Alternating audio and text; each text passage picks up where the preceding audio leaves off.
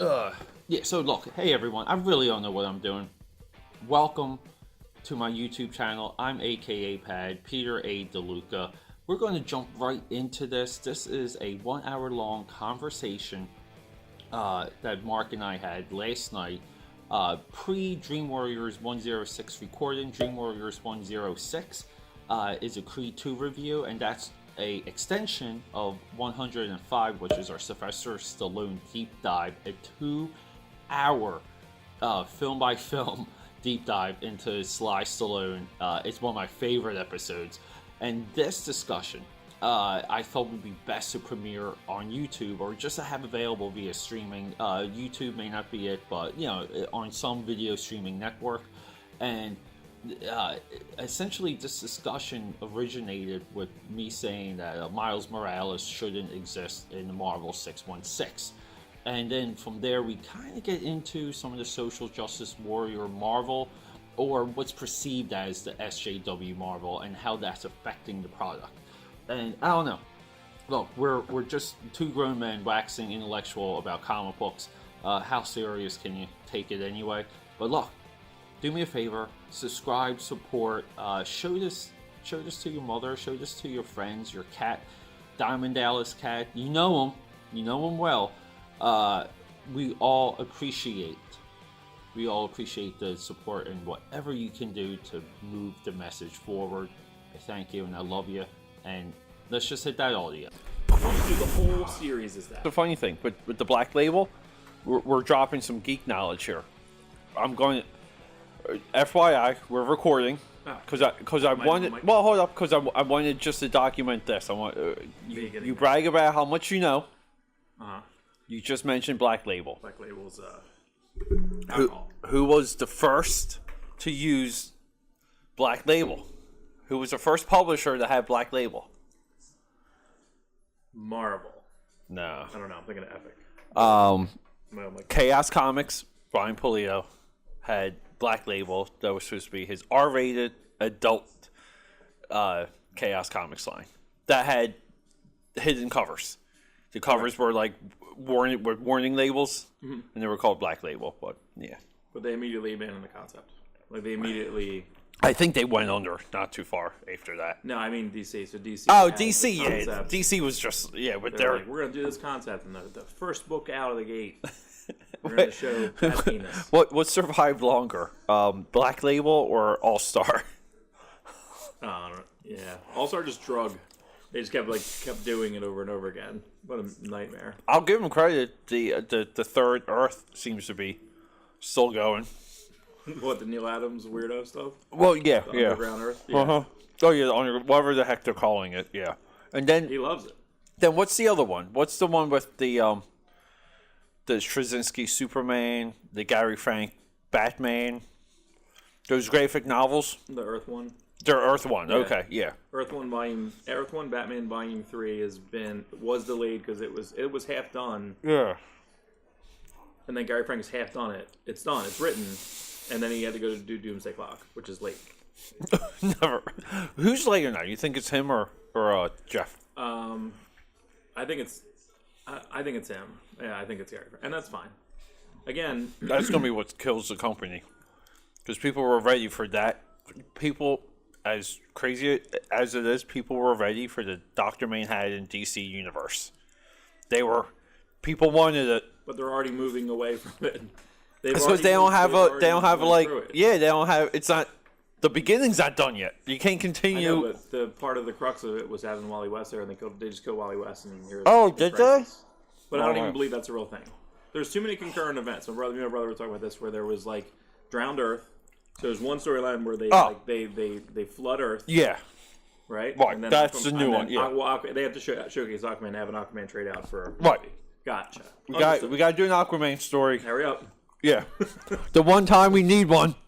Right. The one time we're ever going to need an Aquaman story in the history of DC Comics. When they need the trade, paper. They got it.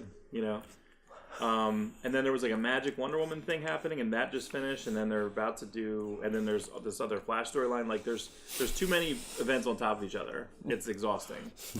It's exhausting. So I don't know. And then Doomsday Clock is happening, but it doesn't feel like it's happening. And Heroes in Crisis is kind of an event. I don't know. Some books. The only other momentum kill I can compare Doomsday Clock to is Deathmate. Mm-hmm. Where people were lighting their hairs on fire for Deathmate. Anyone that doesn't know, Deathmate is the Image Comics original Valiant Universe, or Valiant Universe 2.0 Gold Key extension. That's a geek reference and a geek reference. But it was in the 90s, we had the two biggest independent publishers doing the best work, you can argue, like universe-wise, colliding to do a title called Deathmate. And what? The Zero issue came out, and then like nothing else came out on time.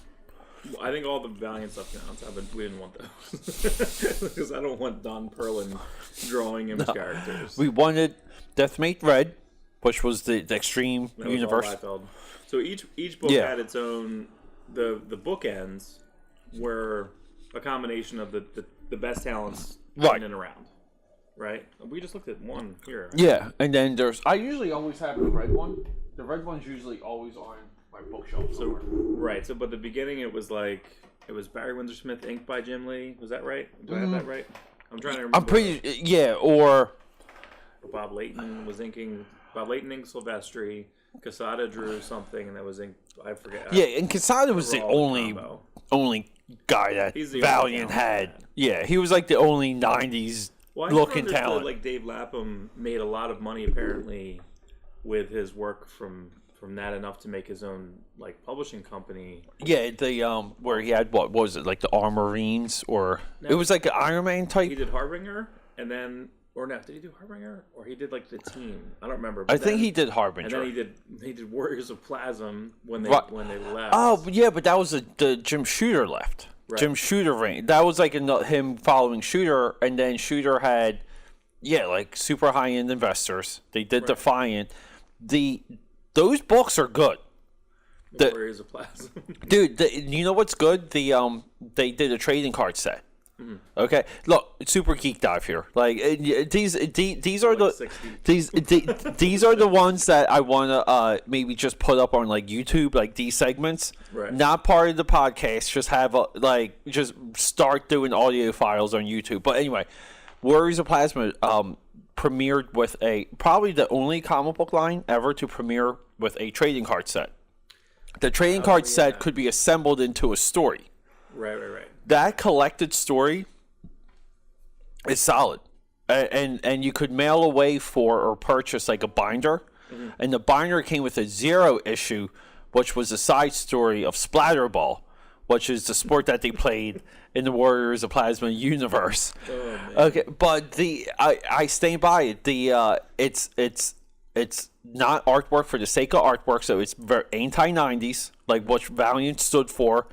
It was all story based. It was all heavy. And what's her name colored it? Janet Jackson. I think it was Janet Jackson. Yeah. Not pop star Janet Jackson. No, but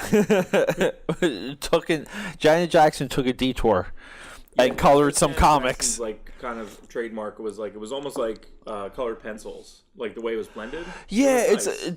There was a technique there. Yeah. Like I don't know exactly what it was. Computer yet. But she did a lot of work for Valiant and left, and she colored the first so many Stray Bullets. So that's, I guess, so strangely like Dave Lapp, because then he goes and does a 180 and does this noir black and white independent series from the money he made off Warriors of Plasm, which is the polar opposite science fiction to he's like urban horror and murder. And Stray Bullets uses what's the format? But what's the format for the paneling for that? It wasn't 9.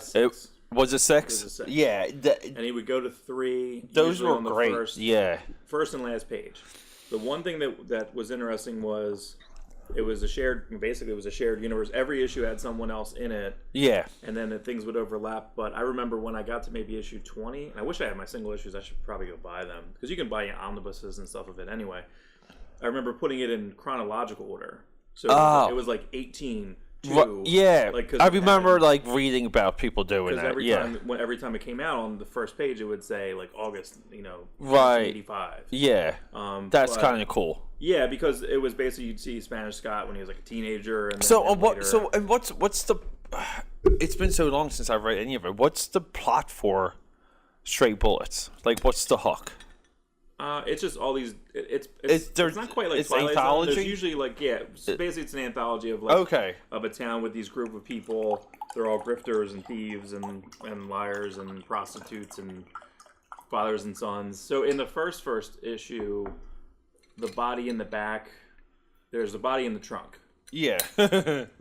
Which is I like it already. Right, there's a body in the trunk, and I believe that may be Amy race car. Like, there's a character later on. Okay. That all of a sudden in one of these. So it's a lot like Sin City, where you would get one story and then like offshoots or like kind of characters overlapping here and there. But then there was a whole thing where all of a sudden, I think it was issue 8. Like, you're in a spaceship and Amy race car. Then they did a couple specials, and I'm just like, what is this? And basically it was Virginia. What is happening? Writing like a fictional science fiction character in class. So I saw her writing and drawing like the logo. Yeah. So I mean, it's super in like, But yeah, I would be curious to. And it's still being published. They did maybe 40 issues, and then they did a mini series called Killers, and now they have Sunshine and Roses. It's on issue like 30. So there's probably about 80 of them, 80 single issues. I just found out, speaking of black and white comics,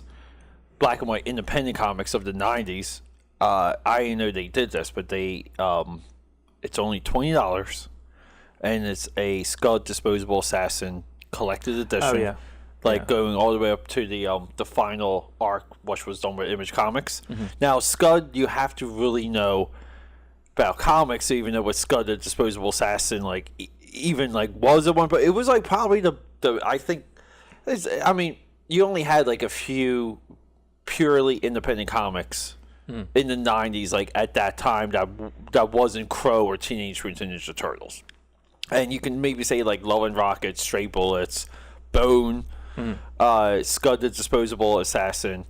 I'm not sure, maybe now because it's so significant, like Cyberfrog. But Cyberfrog never had like a real run.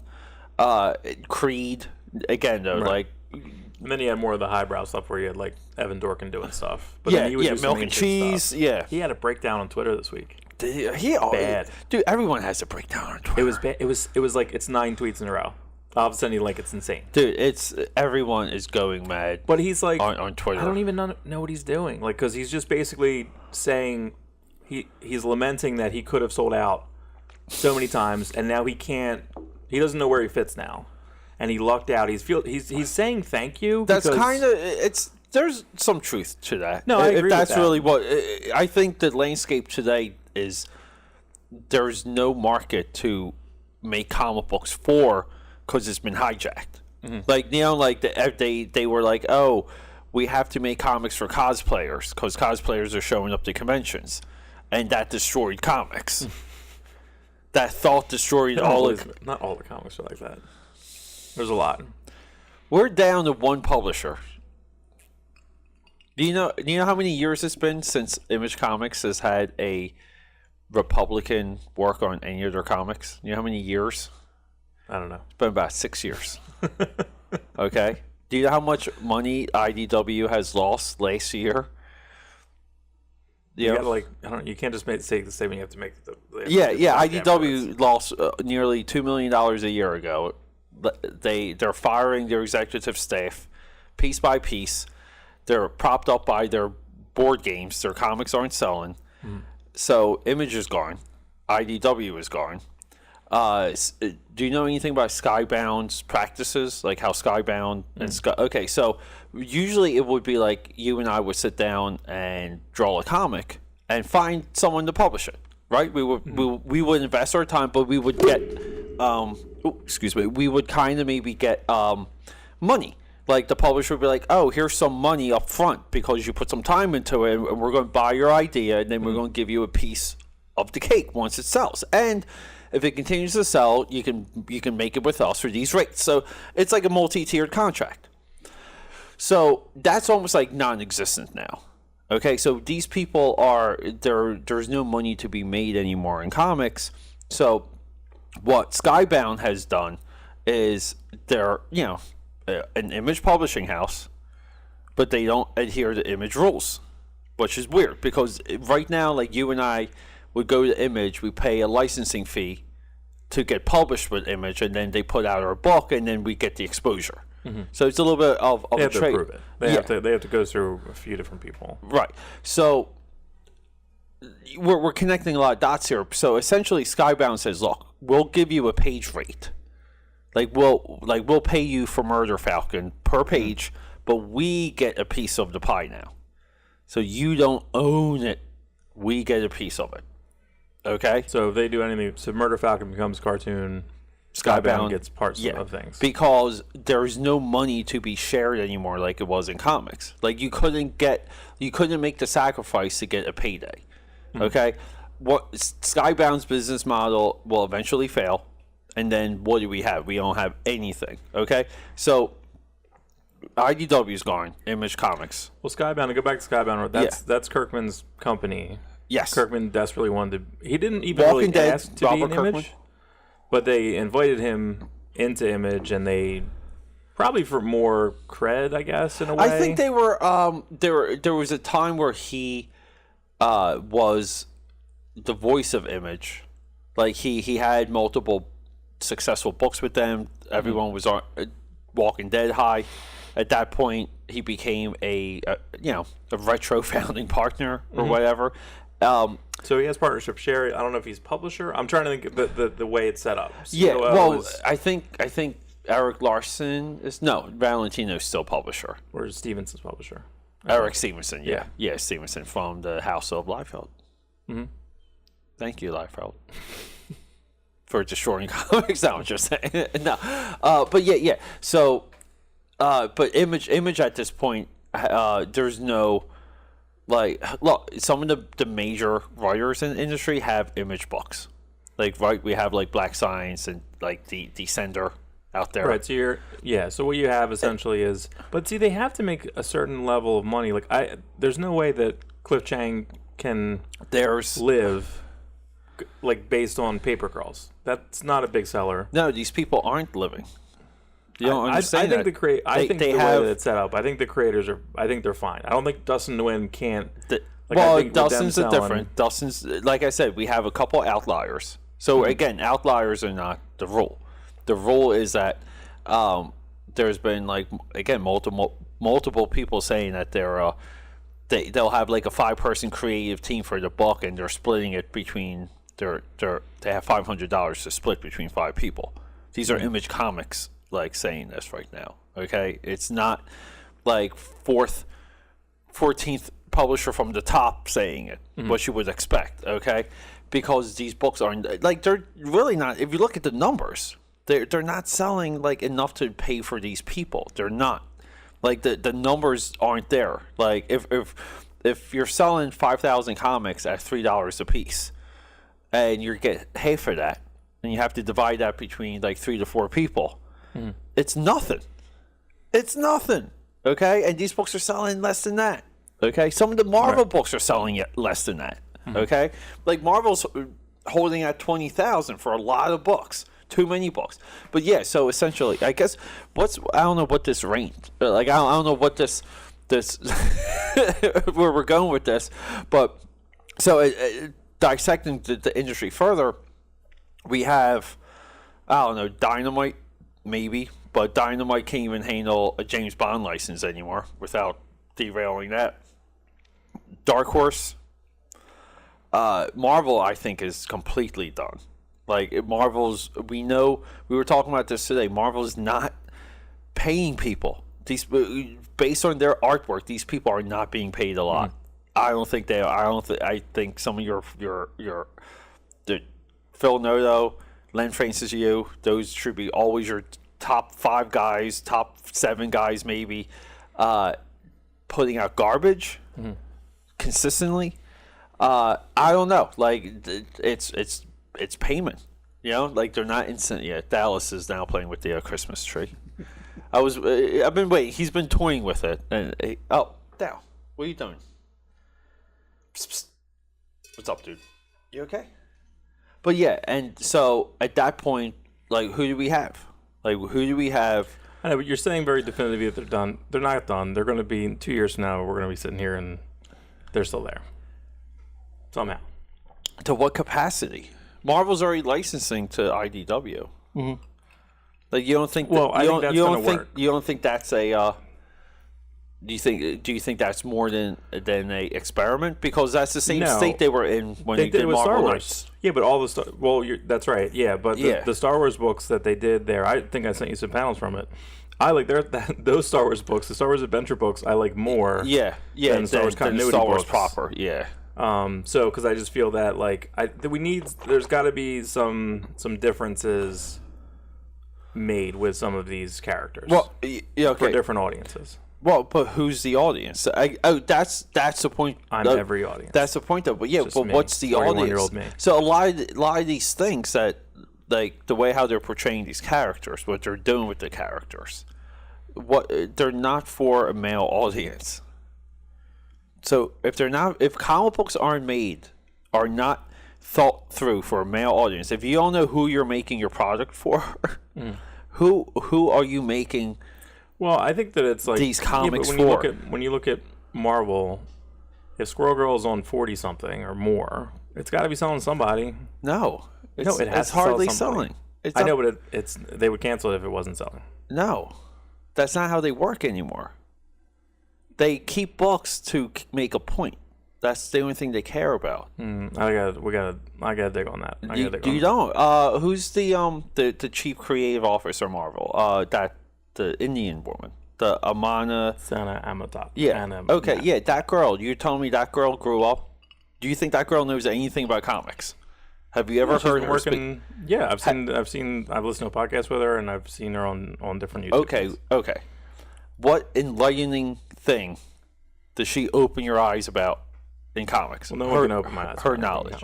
No, that's not true. I'm sure Jim Lee could sit across from you and rock. I'm sure you could listen to any Jim Lee audio and your brain would be rocked. I'm sure you can listen to any Rob Liefeld audio. Rob Liefeld could blow our minds on Jack Kirby alone. Because he's done it. He knows too much about Jack Kirby, about like what makes Jack Kirby work. No, these guys can.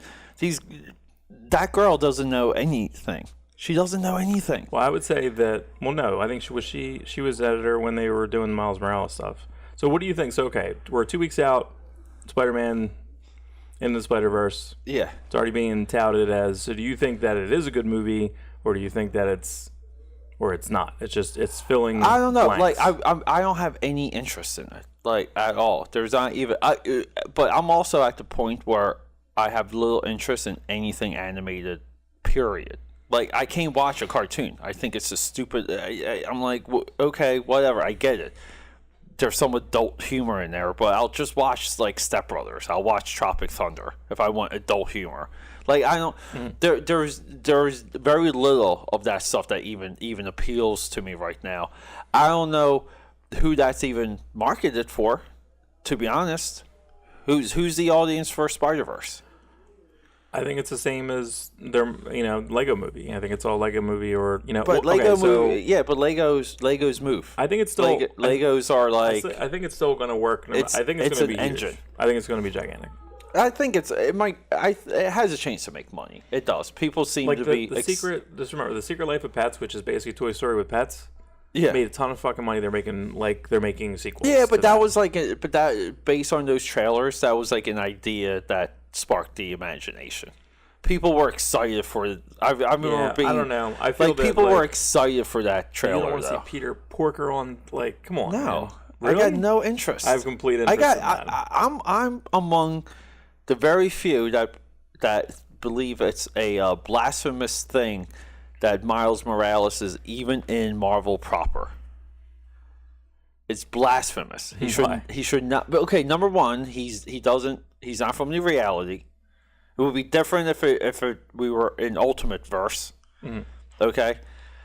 And it takes away from the importance of a Spider-Man. When you have nothing but alternate versions of something.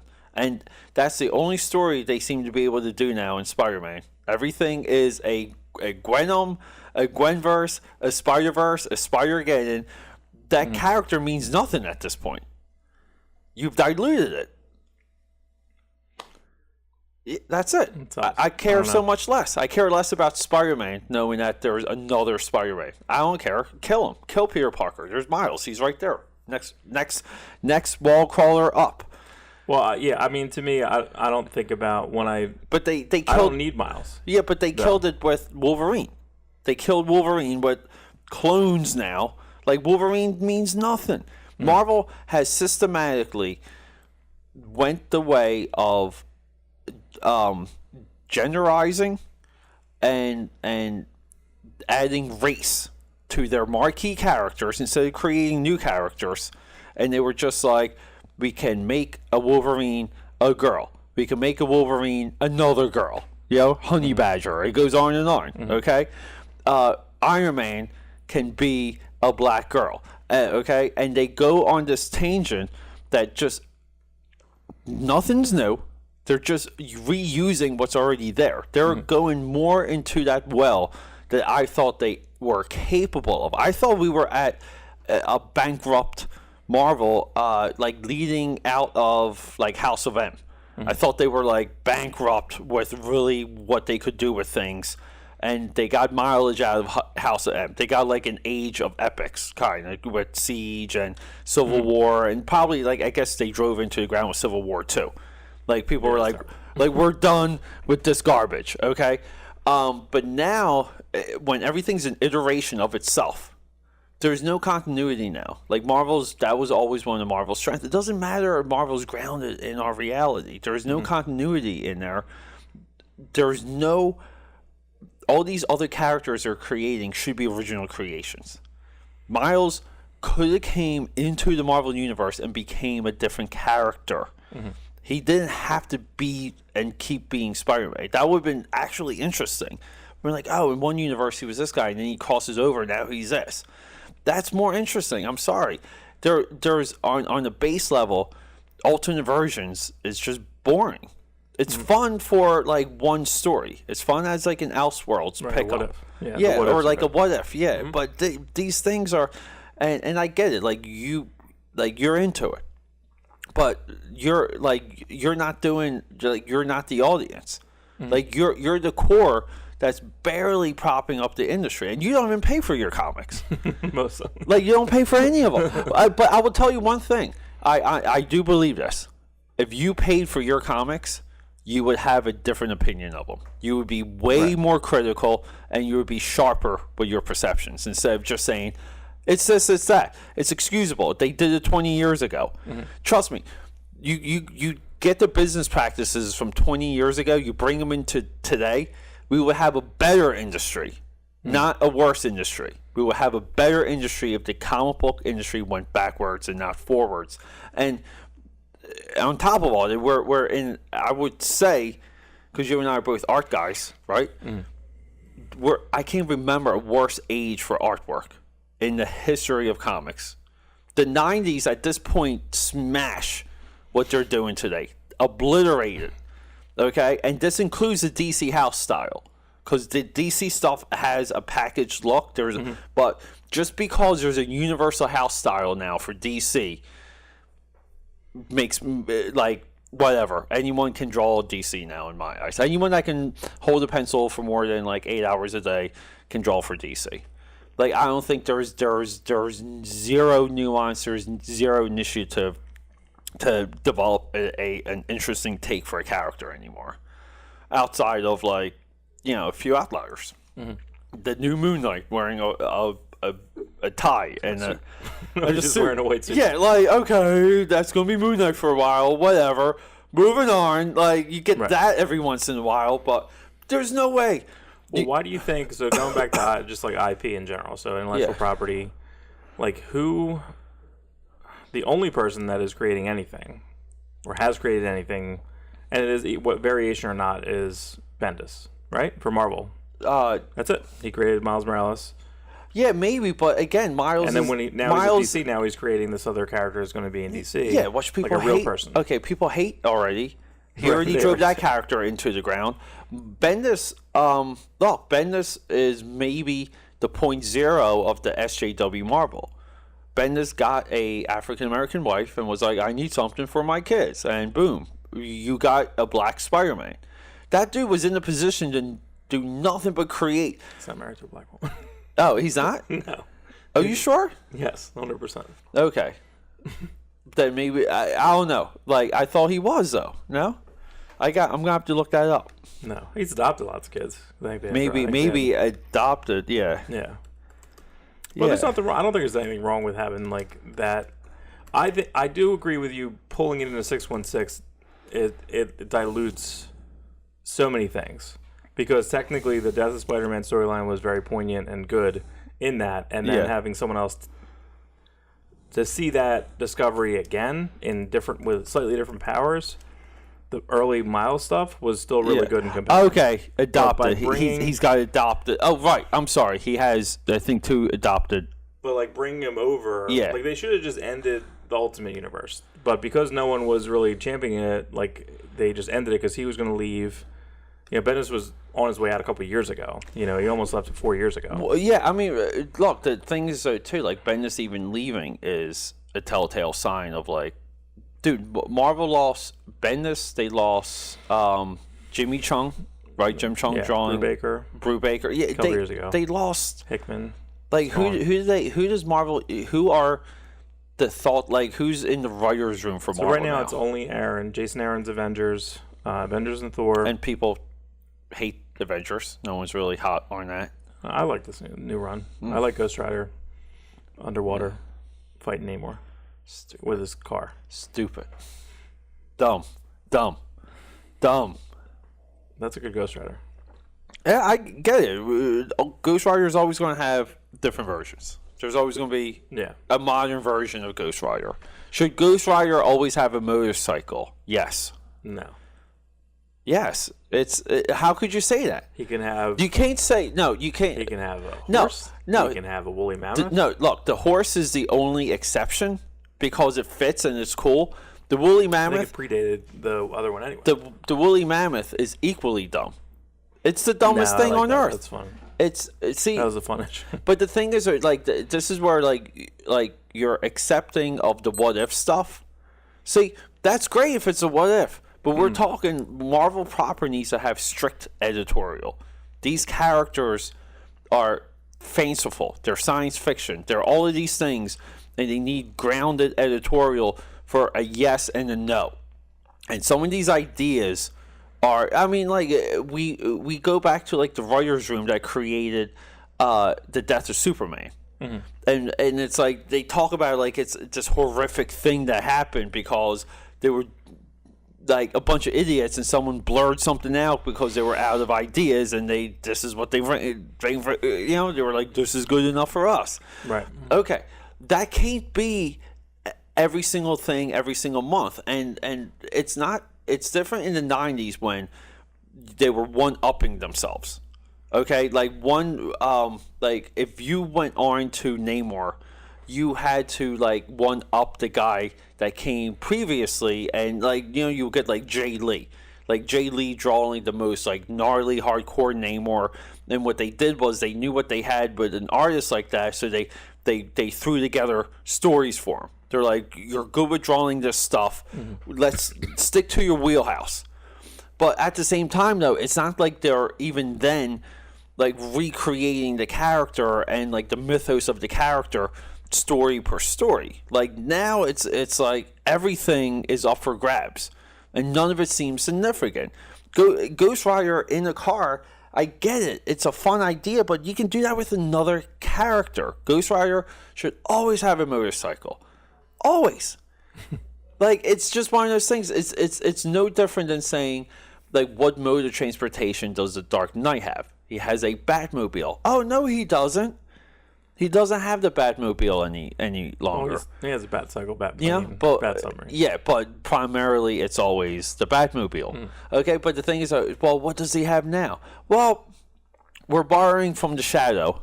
he's going to have someone driving him around, and he's going to be in like the back seat, but he'll be doing like detective things in the back seat and doing like flying drones. Okay, we're borrowing from The Shadow. And you're like, yeah, but it's kind of cool when he's driving the car and maybe being reckless and putting people in danger, but he's getting the Joker. Like, there's something to the Dark Knight driving a vehicle that can literally like go through a building. Taking that away with another concept is no different than, again, Johnny Blaze, stuntman, motorcycle, Evel Knievel, and having that be part of the legacy of the character. I mean, I'm just saying, but you can do something else with that flaming car guy. Why doesn't Marvel have a flaming car? Give him a flaming car guy. Just don't call him Ghost Rider. Call him something else. To that. But call him. But then it's like clones, and it doesn't make sense. Like, I don't need. So Amadeus Cho was Hulk because I guess they wanted a Korean Hulk. And then now he is. Now he still is. Yes. See, the problem is like Marvel is they do the thing and then they want to get the exposure, to get the diversity. Then they want both. They're like, you have your cake and eat it too. So you can have a Hulk book, a Hulk horror book, and then you flip it over, and then you have Hulk in Amadeus Cho Hulk, and I don't even know. The name's terrible. And the same thing with Iron Man. Does he replace Iron Man with Ironheart? She has her own book, and I heard the first issue was terrible because the writer doesn't know the voice, and it's already done. Do you know how the writer got her job? No. Okay. She tweeted to Marvel that she should write the character. That's it. Done. Because they have the same hair. That's all you need. Well, so this is Cebulski shouldn't be working. But this is SJW Marvel. So when you're like, why don't they cancel Squirrel Girl? They will never cancel Squirrel Girl because it makes a point. They will hire. I don't know. They had a Vision series that was supposed to come out, and the same thing with Mockingbird. They canceled Mockingbird, and that shouldn't have been canceled. And that was very feminist. Yeah, no one bought that book. You don't. Well, you can't have both points. You're having both points. No. Okay, ordering is not purchasing when it comes to comics.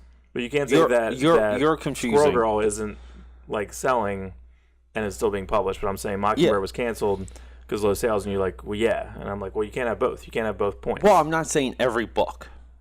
I'm not saying every book that's on. I'm telling you that there's a collective of Squirrel Girl people that read that book. Doesn't mean that we have to read it. That's okay. We don't have to read it. No, I'm not saying... Look. You vote with No one's ever saying that Marvel shouldn't have, like books that are, hey, maybe this would appeal to this bracket. Maybe this should appeal to that bracket. But they do it. I mean, they brought back Iceman, and they overshipped that book by 100%. Right. Okay. And no one bought it then, and no one bought it at all. Okay. So... There's more like what you're saying is like, oh, Mockingbird. Okay, some of these books do go away, but the people on those books continue to work at Marvel. And the characters that get excommunicated, that no one cares about, get thrown into team books like West Coast Avengers that no one's buying.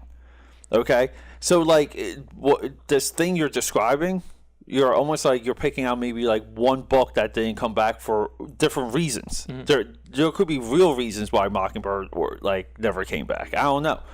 But the thing is, though, we're dealing with a Marvel Comics that doesn't hire or promote from merit or from within. Well, I don't know. I think they recruit. Yeah, but you got to read that the way the Mockingbird thing went down. That was a whole bunch of things, and it basically made like Chelsea Kane quit comics, and then she's doing stuff at Image now. No, then she was doing they canceled her Vision book, which sounded great. Like that book sounded like a Vision sequel. There was like things. I knew there were things that happened. Yeah, with her. Like I'm not 100% on it, but at the same time, though, it's like I think some of that did catch up to her. I think some of her online behavior and some of her sales caught up to her. But the thing is, though, like that type of failure should be punished, and failure is always rewarded nowadays. These creators that don't sell comics, okay, are given more comics. They're not put to the side and told to go away. You suck, because they recruit. So like they corrupt characters that we know. They take away the significance of Wolverine, Spider-Man, Captain America, right? None of these characters will ever be the same. Iron Man, never going to be the same. So they corrupt these characters, they dilute them, they duplicate them with alternate whatevers, and then along the way, the people that work on these books are recruited, okay? Because you might be queer, you might be transgender, you might be a black female, and you're recruited from Marvel. So they find you. And they're like, you should do this for us. And the person's like, is it paying? And they're like, yes, here. Okay? So there's no promotion from within. There's no merit. It's not a merit-based hiring system anymore. That's the current state of Marvel Comics, and that's why it sucks. Like, what's the best Marvel book right now? Thor and Avengers. Okay. Just because it's built from all the Jason Aaron stuff he's done for like 6 years. Yeah. So Thor and Avengers. How many good Marvel books would you say is out of the 80 that they publish a month? 2. Those 2. I don't know. I mean, I skimmed through some of the other ones. Could you ever imagine a time that you would say that? I like the new. No, I like the new. Yeah, well, yeah. I mean, I like the new Amazing Spider-Man, but the new X-Men launch was not good. And X-Men has not. Could you ever imagine X-Men not being good for as long as it has? It's been pretty rough. I can't believe that they haven't created. I don't think they created a new character since like Morrison. Yeah. Well, that's crazy. I get it, but there were like there's substantial anecdotes to people who were told not to create for those books. I know, but what's crazy to me though, like DC has a whole Damian franchise, because of Morrison, right? Right. Yeah. A whole sub. Yeah, even you have a whole universe. You're doing this whole new sub universe coming with the kid books, with Young Justice. Yeah, with the young. You know, 100%. Yeah. And then the same thing happens with Marvel. But like, why would you not have encourage anyone else? It used to be a writer would come in and then they would have it like a spokesperson character. Yeah, they would come in and they would create a character like Kitty Pryde. Yeah, but would you kind of like consider like Honey Badger and X-23? Like new character, because like I do and I don't because of like. Well, I guess you could say they're new characters as even Squirrel Girl is a new character because this iteration of Squirrel Girl is different than it's the Steve Ditko version. Yeah, I mean, but you can kind of say that's line wide at this point though. I think it started with X-Men, right? But even like the new, even Laura X-23, that was like coming out of. What the fuck? What was that? NYX, Josh Middleton. Who cares? Yeah, I know, but like it was like it was kind of a throwaway concept. It was, yeah, but it caught on. People liked it, and they so that was experimenting. And then they gave her like that miniseries that Billy Tane drawn one. That was actually really well drawn. That's what I just don't get, and that's still clone, and that's still part of the bad point that we had originally, meaning that the point of where trouble we're having with Marvel is that they're just doing the same concepts. The Infinity Wars right now, the Infinity Wars, and then everyone's combined. It's like it's Cap and Doctor. It's amalgam with their own characters. So it's annoying. It's bad. But I just don't know what you have fun experiments. You had Spider-Gwen by accident. You know what I mean? That was kind of an accident. They were going to do this thing, and that was an accident. So I feel like these are, even though again that's a new character, but Harley Quinn. That's probably the only significant DC character that's been created. But I mean, you think about the creator boom. So think about it this way: did Image break creators? Did Image break the industry? No, so this is one of my contentions. I believe that there was an unintended blowback for people, but I think the time passed, and I would say it didn't have the full effect. But it did have a effect, meaning if we're in the Image era and we're hitting the 2000s, we have now a generation of creators that were told, if you create for the big two, they will steal your ideas. Mm-hmm. Okay. Now, that did happen, but then we had guys that came in that did create, that did jumpstart new ideas. I mean, look, we can do the Jose Ladron, Joe Casey Cable run. And we're almost dealing with a new character every single issue. It's like the old Marvel, Fantastic Four model, where every single issue will have a new something. And we got that for a little bit in the 2000s. Morrison, again, this is post-Image, the Morrison new X-Men, nonstop new ideas. Right, but Morrison, I mean, another way, Morrison never was his own creator. He came up through Vertigo. He came up through DC Vertigo. Yeah, he did, but at the same time, though, like, we're still dealing with, like, industry blowback and a rebellion that generated millions that DC and Marvel should have had, right? I mean, all the money that Image made should have been DC. Unwarranted money. Yeah, it should have been DC. Technically, it's unwarranted money. Yeah, it should have been DC. Well, there was no. The funny Marvel thing is that the sales for Image were so speculator based. You just have no idea what anyone read. You really can't pinpoint. No, but I think a lot of it was impactful and is lasting, especially the early Spawn, early Savage Dragon. Early Youngblood. See, I feel that Image wasn't like story relevant. They were good because they were good to look at, but I feel that when they started to pull people over, like Warren Ellis, like when they did like Warren Ellis Stormwatch, like that's when I felt like, oh, you can do this too. And that was a hell of that was awesome too. Going right into the Authority and him killing the entire team. That's one of my all-time favorite runs. He kills Stormwatch. Well, with an alien crossover. With an alien crossover. In continuity alien crossover. Yeah. Well, but Xenomorphs just kill everyone. Well, and the funny thing is, though, if you read that, we're referencing Wildcats Aliens at this point. Look it up. The aliens were God created. They were creatures of God almost. So, like, the Wildcats Aliens crossover deals with potential origin and purpose of the aliens, and they have like the alien obelisk spacecraft that had like it was a Giger like triangle. So they basically wipe out Stormwatch before the book even begins. Stormwatch dies off panel. Wildcats comes in, and then they create the Authority, which Jenny Sparks.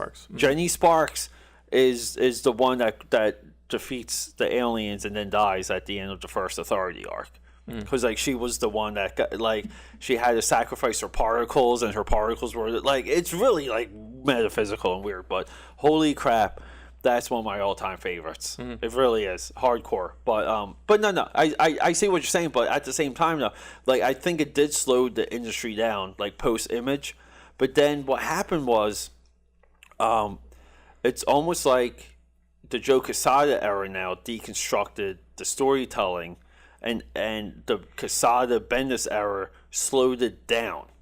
So everything became like a snail's crawl story. And I think at that point, because there was like no readiness to like read the stories, there was like no urgency, that they weren't injecting characters, because like to get someone like maybe excited, or to get someone like flipping the page, you put something new into the page.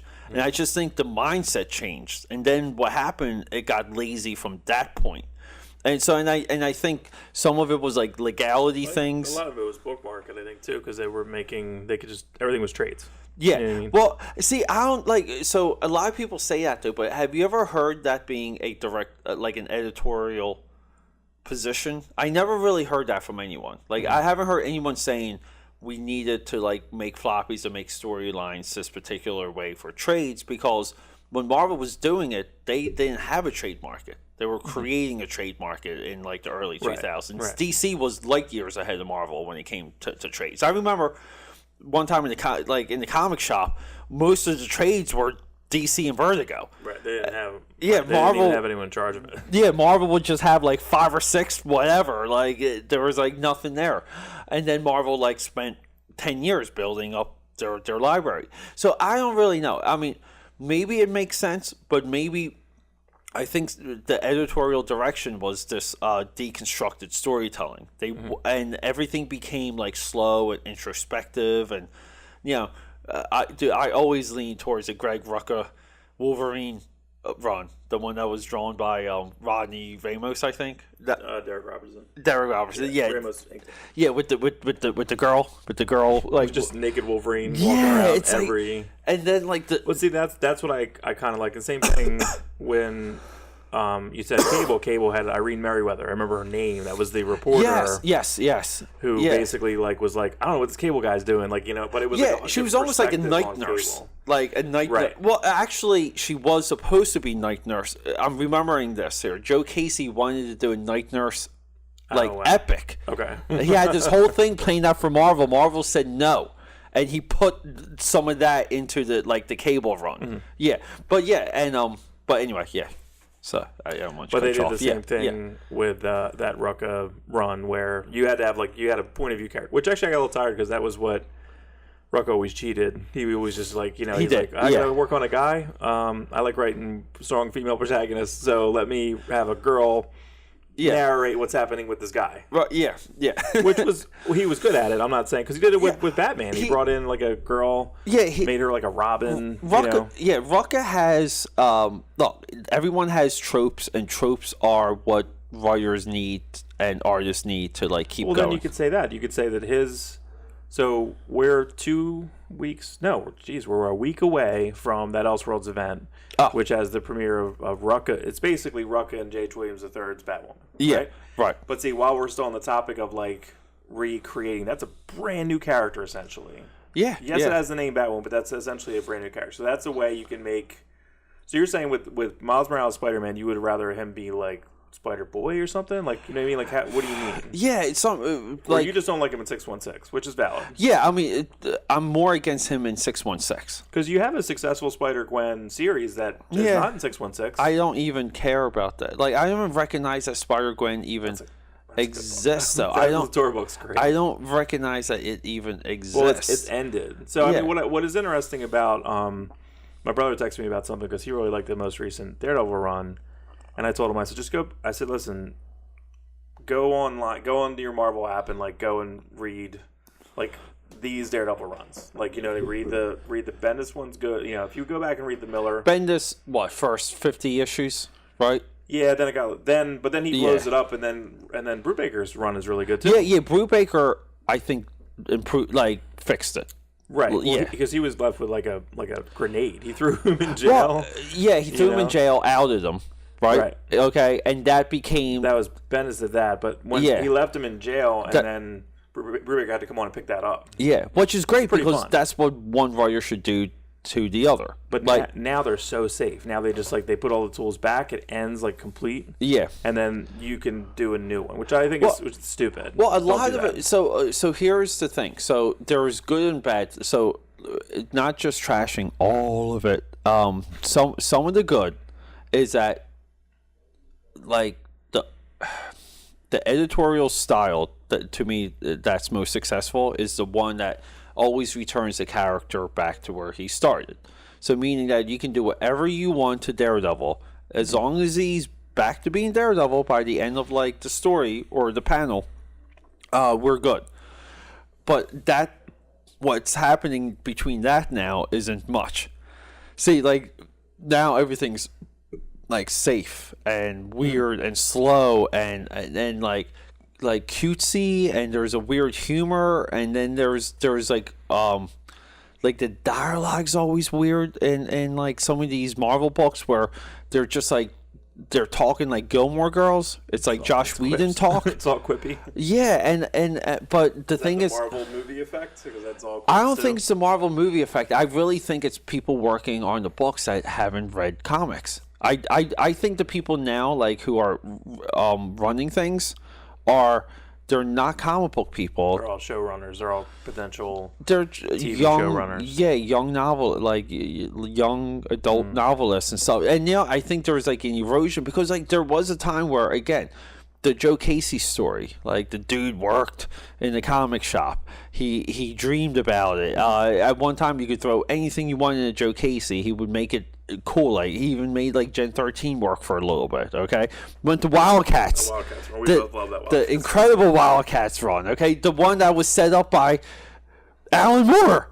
He took Alan Moore's setup and actually made 3 years out of it. That was 30 issues. Right, because he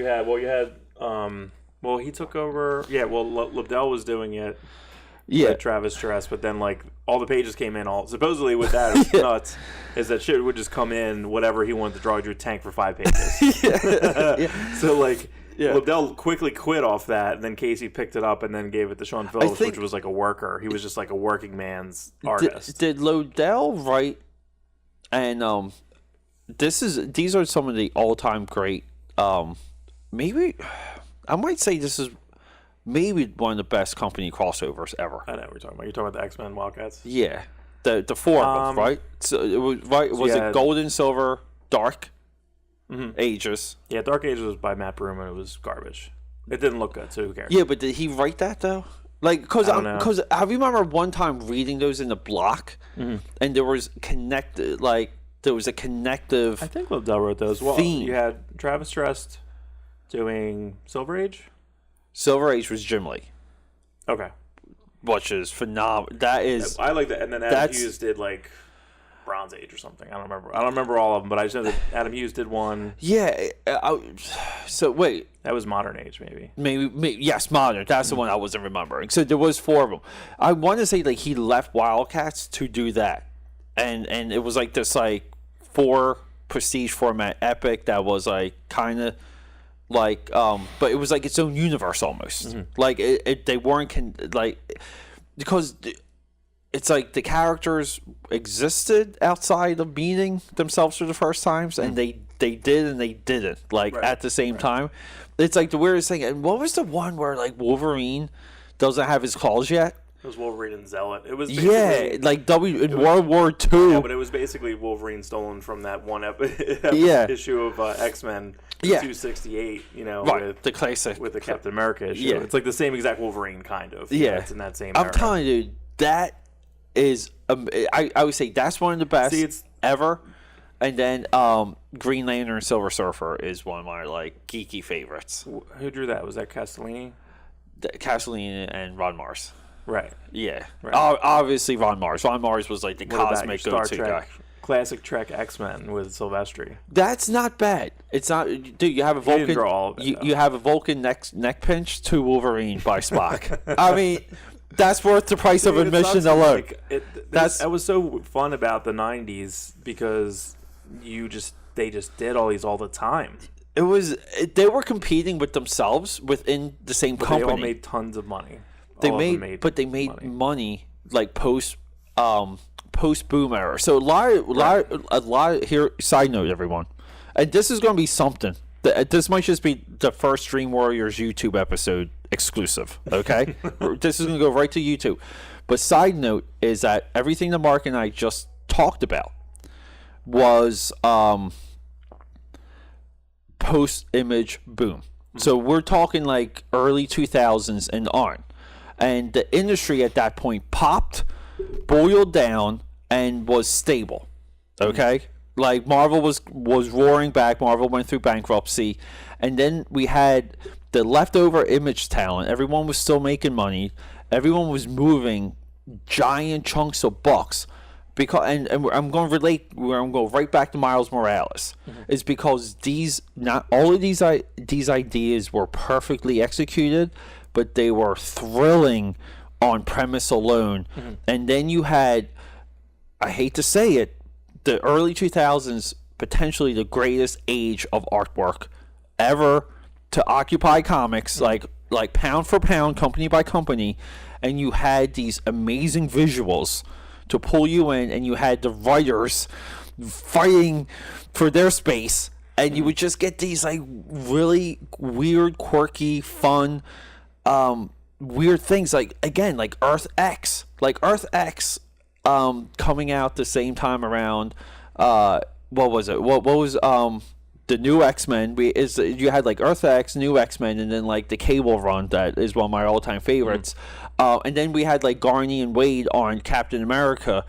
The Fantastic Four were coming back at that point, and it's like you had these like you could just buy these books, and they were just awesome. And yeah, it was the Claremont. Well, it was Claremont FF with Alan Davis.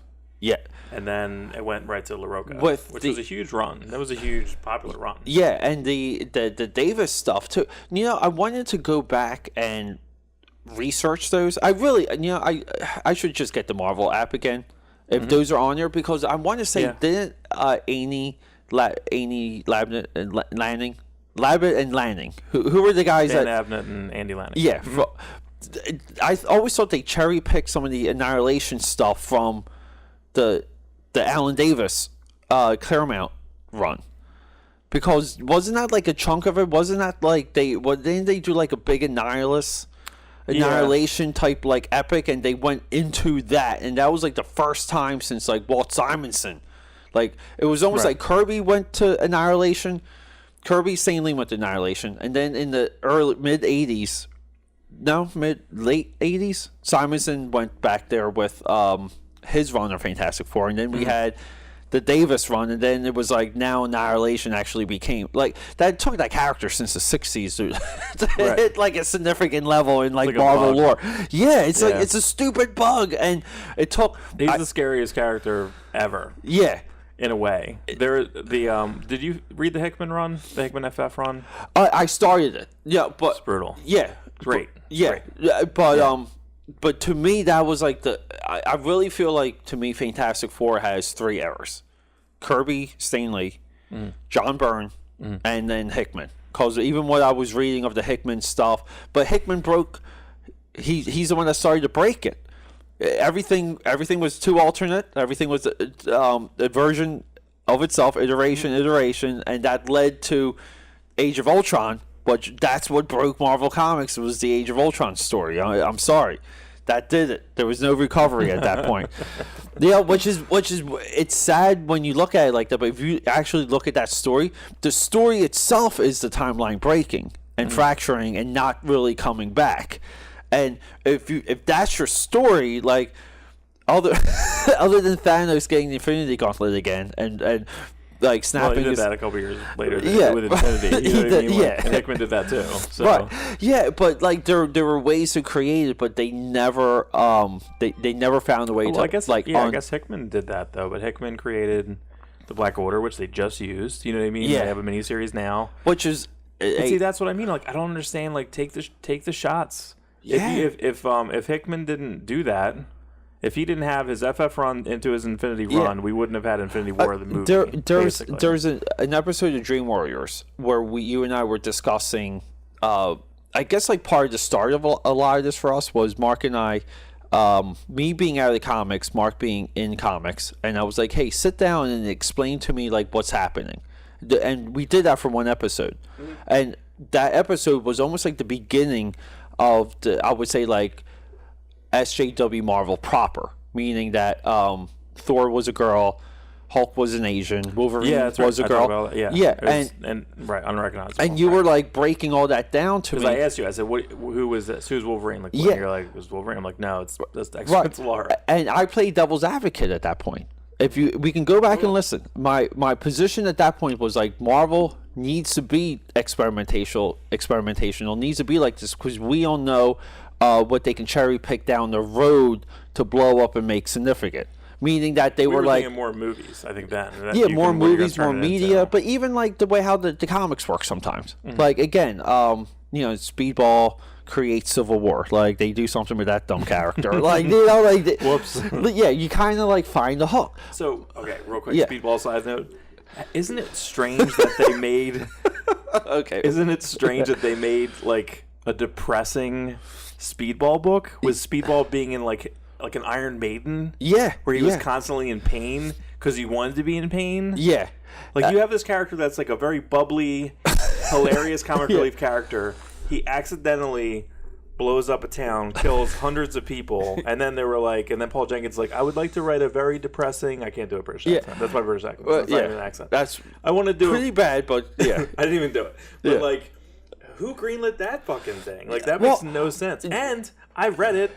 And it was okay. It was pretty good. Yeah. Well, part of like I can make an argument for that. See, so I agree. And my argument for that though is like these Jubilee, these extremely side characters, they exist for you to play with. You don't play with the icons, but you can play with everyone else, and you can kill them, bring them back from the dead, so on and so forth. And I don't know, from my position, hey, it got. We're talking about speedball. No one brought up New Warriors.